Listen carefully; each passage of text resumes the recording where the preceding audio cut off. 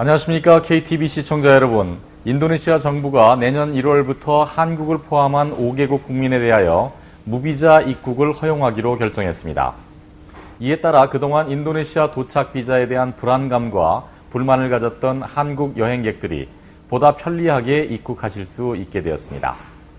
인도네시아 정부는 근본 조치가 외국인 관광객 유치를 주요 목적으로 한 것이라고 밝혔습니다. 모쪼록 이번 조치가 관광객 유치 차원을 넘어서 양국 간의 인적, 물적 교류 확대 및 강화에 도움이 되기를 바라는 마음입니다.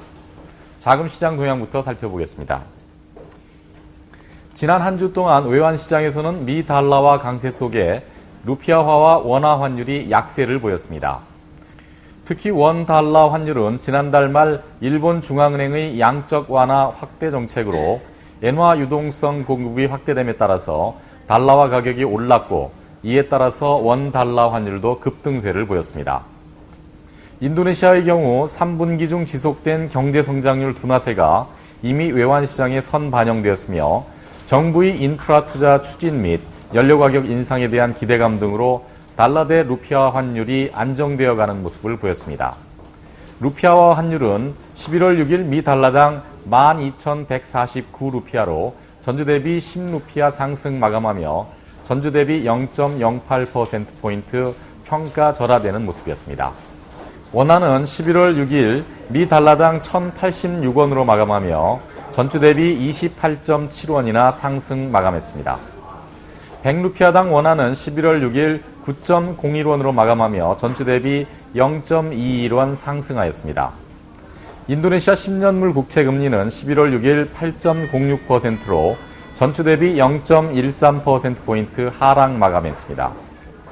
지난달인 10월 6일 기록한 8.57%와 비교해서는 0.51%포인트 하락한 것입니다. 전반적으로 금리 하락의 추세가 이어지는 가운데 3분기 경제성장률 발표 이후 6일 금리가 소폭 반등함에 따라서 향후의 금리 방향성에 대하여 추가적인 모니터링이 필요해 보입니다. 종합주가지수는 11월 6일 5,034포인트로 전주 대비 25포인트 하락 마감했습니다. 주가지수는 지난주 금요일 5,090포인트로 고점을 기록한 이후 점차 하락세로 들어섰으며 5일 경제성장률 발표가 시장의 기대에 못 미침에 따라서 6일 급락하는 모습을 보였습니다. 일평균 거래량은 5.4조 루피아 이상의 양호한 모습이었습니다. 인도네시아 중앙통계청 BPS의 5일 발표에 따르면 3분기 인도네시아 경제는 전년 동기 대비 5.01% 성장하였으며 이는 최근 5년 이래 가장 낮은 수준의 성장률이었습니다. 조코위 대통령이 인도네시아의 경제 성장률을 7% 수준으로 끌어올리겠다고 선언했다는 점을 감안하면 이러한 성장 둔화세가 경제 회복 노력에 부담이 될 수밖에 없어 보입니다. 한편 신임 재무부 장관 브루조 네고로는 경제 성장률이 7%까지 끌어올리는 것이 적어도 2016년은 되어야 가능할 것이라고 최근 밝힌 바 있습니다. 실제로 내년도 재정 예산에도 이미 5.8%의 경제 성장률을 예상치로 반영한 것으로 전해졌습니다. 3분기 경제 성장률을 부문별로 보면 내수가 위축되고 있으며 이는 중앙은행이 지난해 경상수지 적자폭을 줄이기 위해서 단행했던 금리 인상의 결과로 보입니다. 3분기 고정투자 성장률은 4.02%로 2009년 이래 가장 저조한 모습을 보였습니다. 한편 민간 소비는 지난 몇 년간 경제 성장을 견인했음에도 불구하고 2분기의 5.59%에서 3분기의 5.44%로 성장세가 둔화되었습니다. 이는 팜오일, 고무 등 인도네시아의 주요 생산 자원의 가격 하락에 따른 결과로 풀이됩니다. 한편 수출은 중국이 성장 둔화와 일본, 유럽 등 인도네시아의 주요 수출 시장의 경기 침체로 인하여 3분기 0.7% 감소하였습니다. 캐피탈 이코노믹스의 댄 마틴은 경제 성장률을 7% 수준으로 끌어올리는 것이 결코 쉽지 않을 것입니다. 특히 수출은 현재 수준보다 증가시키기가 쉽지 않을 것이기 때문에 투자를 확대하는 것에 집중해야 할 필요가 있습니다. 라고 말했습니다. 조코위 대통령은 인프라 투자를 위해 공적 자금 마련을 위한 소매 연료 가격 인상과 연료 보조금 축소 단행에 나설 것으로 보입니다. 바클레이즈 은행의 와이호이앙 이코노미스트는 연료 가격 인상이 단기적으로 가처분 소득 축소로 이어질 수밖에 없으며 이에 대한 대책으로 정부는 최하위층에 대한 보조금을 준비하고 있는 것으로 보입니다. 라고 말했습니다.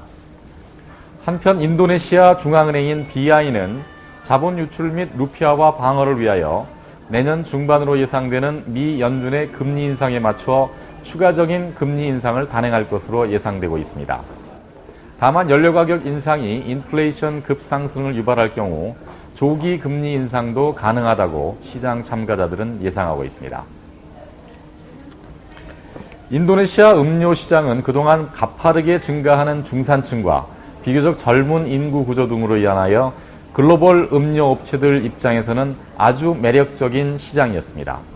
그러나 인도네시아 내 시장 점유율이 각각 18.1%와 19.1%에 이르는 세계 최대 음료업체 코카콜라와 프랑스의 다농도 최근 경쟁 심화와 경기 둔화에 따른 수익성 악화로 사업 여건이 어려워지고 있는 것으로 전해지고 있습니다.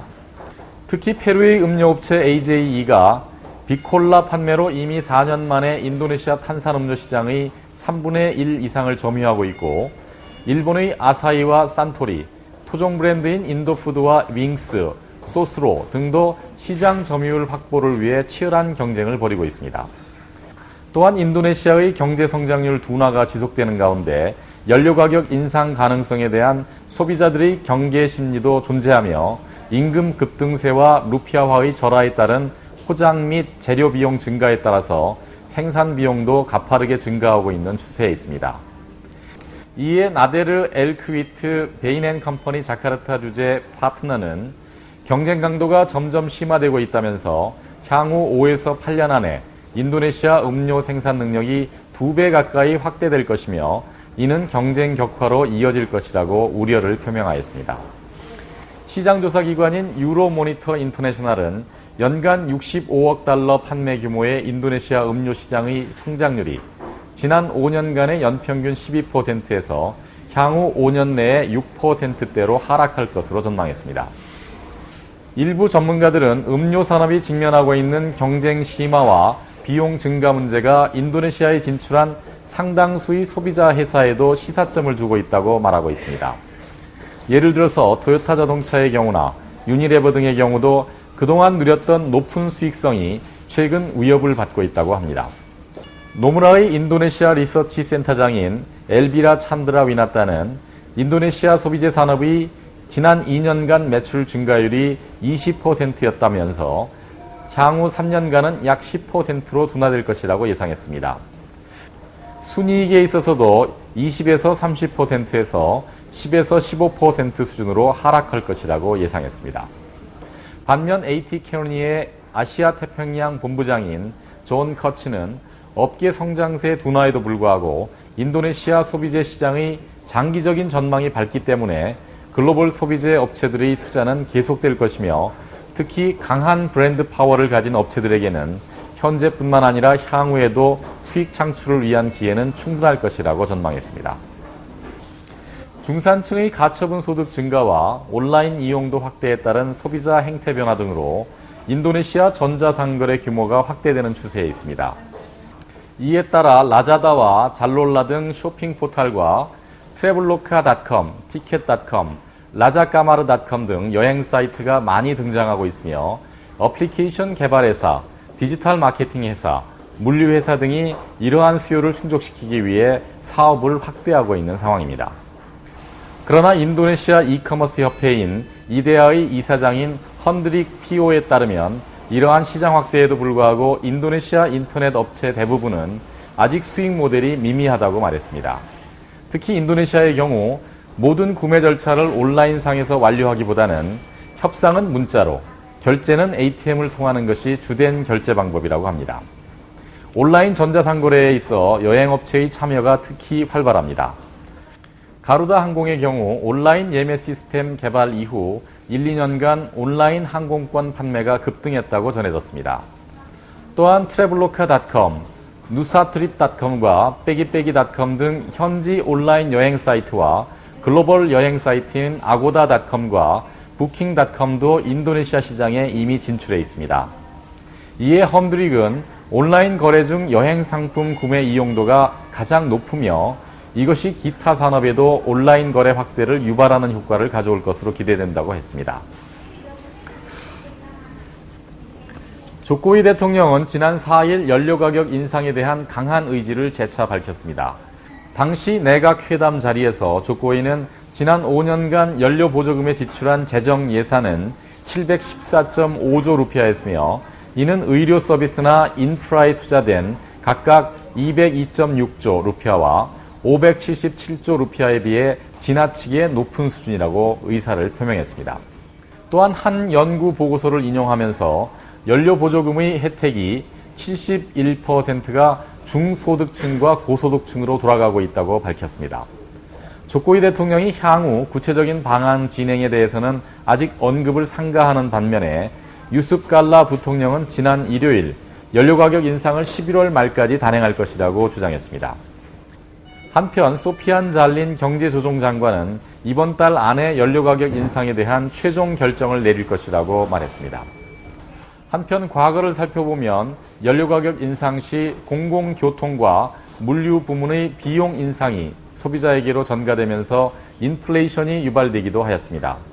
따라서 근본 가격 인상 시 특정 산업 배제 등의 조치를 통하여 인플레이션 억제 및 소비자 보호 등을 도모할 필요가 있다고 전문가들은 권하고 있습니다. 교통연구원 다르마닝 띠아스 이사는 기업의 운송비 상승 및 대중교통비 인상을 사전에 예방하기 위해 운송산업, 특히 대중교통산업의 경우 연료가격 인상의 예외 적용을 인정해야 한다고 밝혔습니다. 경제조정장관인 소피안 잘리는 최근 인도네시아의 제조업 부문과 최저임금과의 관계에 대하여 근로자 생활 여건을 개선함과 동시에 산업활동을 저해하지 않는 새로운 정책 수립이 필요하다고 밝혔습니다.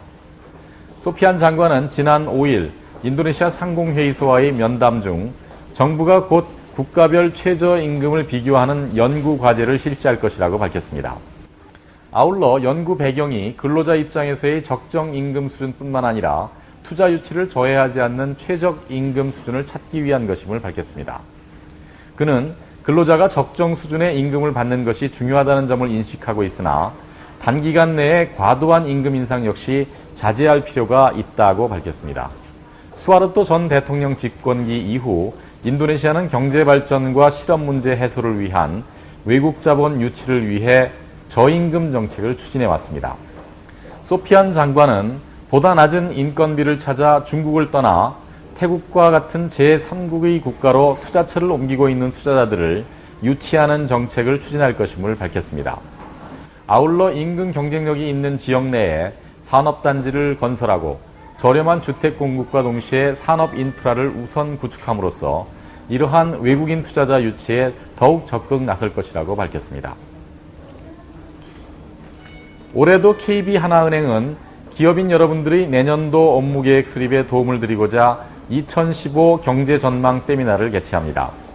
날짜는 11월 13일 목요일이며 인도네시아 고객들을 대상으로 한 오전 세션과 한국인 고객분들을 대상으로 한 오후 세션이 예정되어 있습니다. 본 세미나에는 하나금융연구소의 경제 전문가들이 출연하여 향후 글로벌, 한국 및 인도네시아 경제 전망에 대한 유용한 정보를 제공해 드릴 예정입니다. 오후 세션은 11월 13일 목요일 오후 1시부터 6시까지로 예정되어 있으며 장소는 물리아 호텔 2번 볼룸입니다. 이번 세미나에 많은 분들이 참여하셔서 유익한 시간을 가지실 수 있기를 바랍니다. 시청해주신 여러분 감사합니다.